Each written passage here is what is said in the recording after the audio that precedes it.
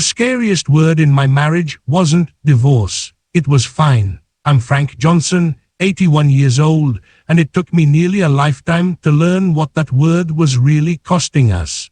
I used to think fine was harmless, polite, efficient, the kind of word grown folks use when they don't want to make a fuss. We were raised on that, don't complain, don't burden people. I met my wife Gloria in 1966 at a church picnic in Dayton, Ohio. She was 19 and laughed with her whole face. I was 21, fresh out of the service, trying to look steadier than I felt. I asked her to dance that summer, stepped on her shoe, and she laughed so hard she had to grab my arm to stay upright. That's how it started. We married 2 years later and moved into a one-bedroom apartment over a barber shop with thin walls and a heater that knocked. Back then, if you asked Gloria how she was, she'd tell you straight. If she was hurt, she'd sit you down and make you look at it with her.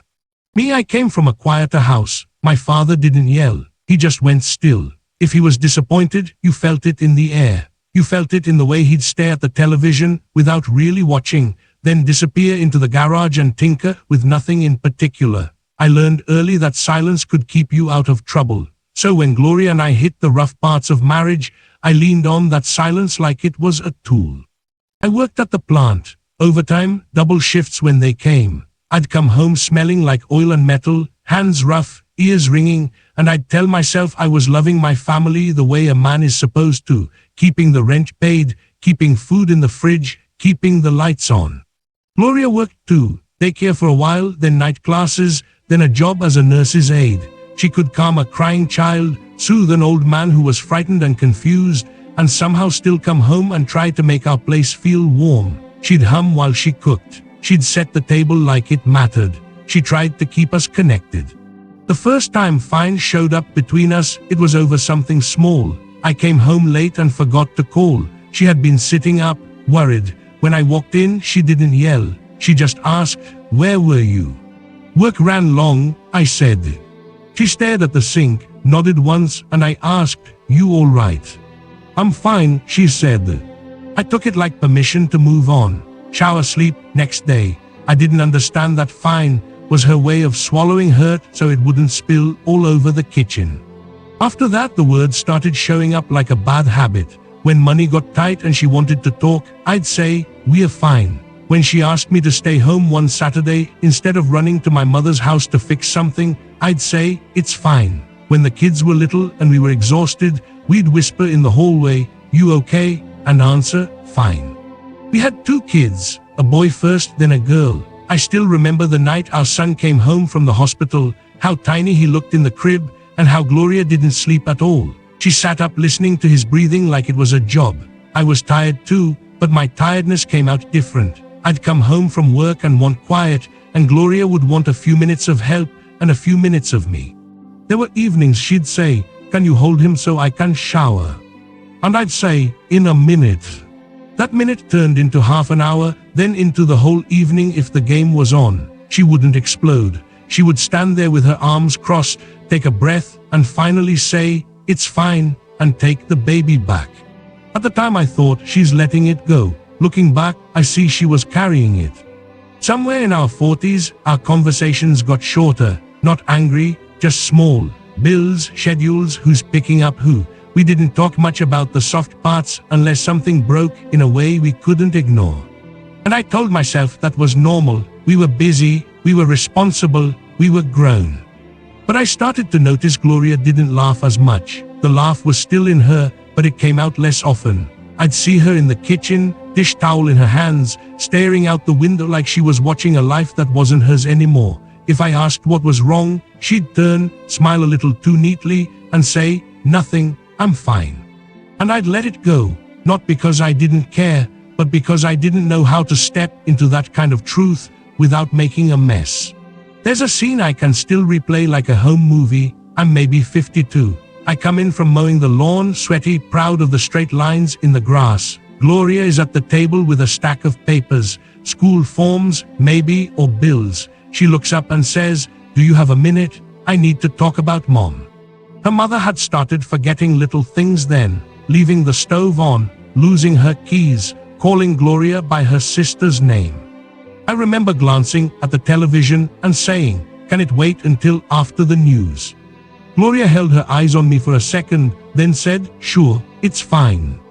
But it wasn't fine. Her mother was slipping away and my wife was frightened, and I chose the news. I loved her steady. I fixed the leaky faucet. I changed the tires. I made sure her car always had gas. I thought that was love with proof. What I missed was that she wanted love with presents. Then retirement came and took away our distractions. The kids were grown. The plant gave me a watch and a handshake, and suddenly the house was quiet all day. At first it felt peaceful. Then it started to feel like we were roommates who knew each other's routines better than each other's hearts. We'd sit across from each other at breakfast and talk about the weather like strangers on a bus. I'd read the paper. She'd rinse her mug slow, like she was buying time.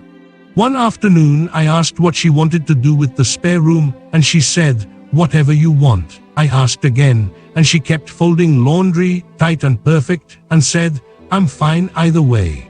Something in me tightened. It wasn't the room. It was the way she had learned to stop wanting things out loud.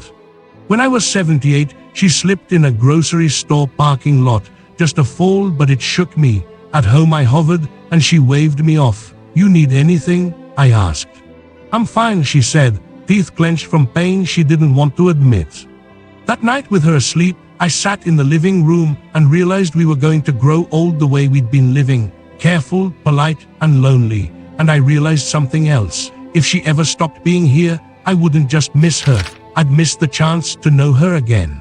The turning point came the next year, when I was 79. We were driving to her sister's for dinner. She had a peach cobbler on her lap, and she was answering me with little sounds, not words. I asked, "You all right?" "I'm fine," she said. But this time it sounded final. Like the end of a sentence, and the end of a fight, and the end of hope.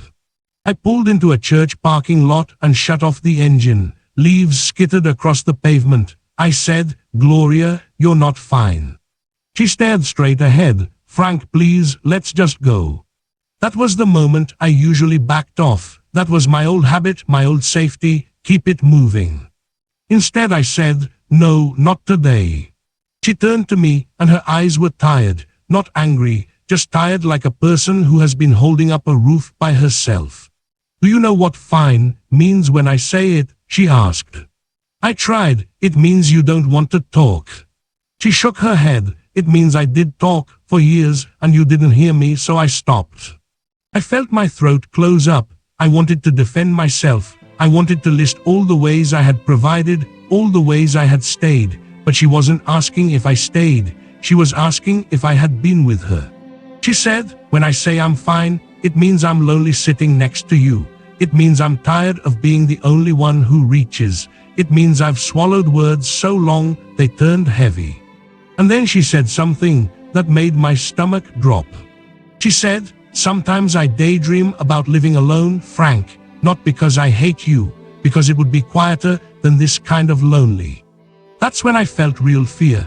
Not fear of divorce papers, fear of waking up one morning and realizing she had already left me emotionally years ago, and I never noticed. I asked quiet, "Why didn't you tell me it was this bad?" She gave a small, bitter laugh. "I did, you just kept saying fine back." Right there in that empty parking lot, I saw myself clear, not as a villain, just as a man who avoided feelings like they were an argument waiting to happen.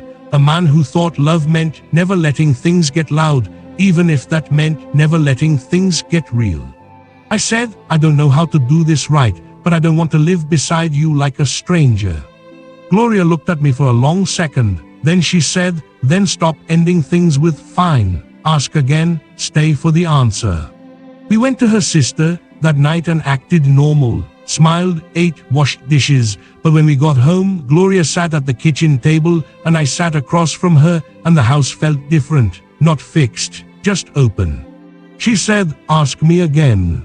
So I did, "Are you all right?" And she said, "No, I'm not. I miss you. I miss being seen." My eyes watered. I felt foolish, and I wanted to get up and do something with my hands so I wouldn't have to sit in it, but I stayed. I stayed in the chair like a man learning a new language late. I said, "I'm sorry."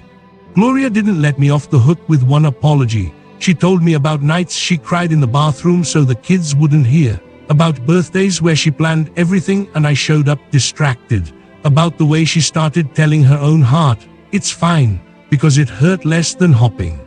And I told her the truth I had never said out loud. I told her I was afraid of failing, afraid of not knowing what to say, afraid that if I opened the door to feelings, I wouldn't know how to close it again. I told her I hid behind work and chores because it felt like solid ground.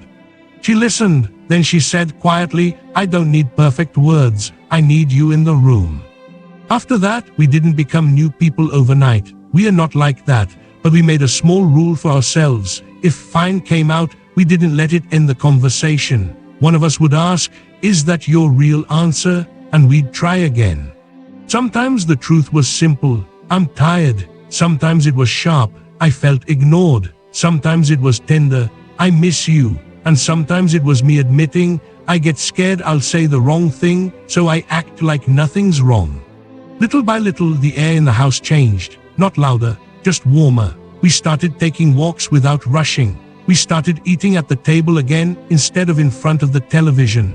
Gloria showed me old photo albums and told me stories I had never heard, and I realized I had been married to a whole person I hadn't fully met.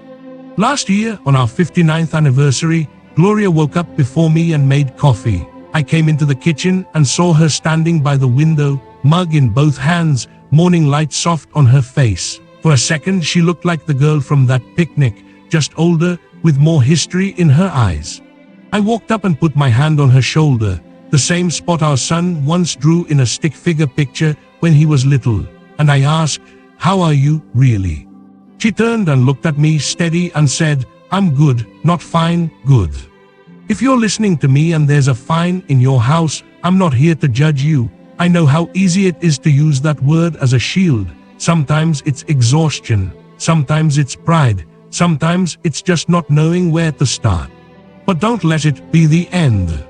If someone you love says fine, slow down, sit down, look at them, ask again kindly and mean it, not to win, not to fix, just to be there. Because you can share a bed, share a mortgage, share 50 years, and still drift if you keep ending the hard moments with one small word.